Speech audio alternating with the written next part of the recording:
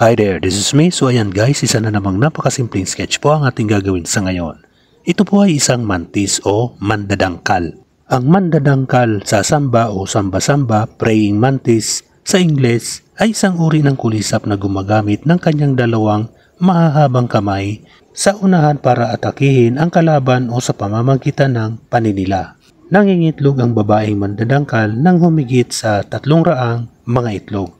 Hindi gaanong makalipad ang babaeng mandadangkal dahil sa daladala niyang mga itlog na nasa loob ng kanyang tiyan. Karamihan sa mga insektong ito ang mas gustong manatili at manirahan sa mga tropikal na lugar. Mayroong 1,700 na klaseng mga mandadangkal.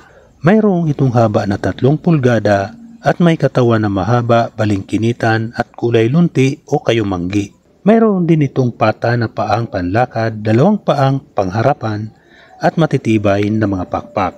Matatagpuan ito sa Europa, Asia at Estados Unidos. Nakakatulong ito sa tao sapagkat kinakain ito ang nakakapinsalang mga kulisap. So ayan guys, patapos ang ating pag-i-sketch. Ako po'y nagpapasalamat sa inyo sa walang sawang panonood nyo sa aking mga simpleng sketches. So ayan guys, tapos na nga po. Maraming salamat. Bye bye. Thank you.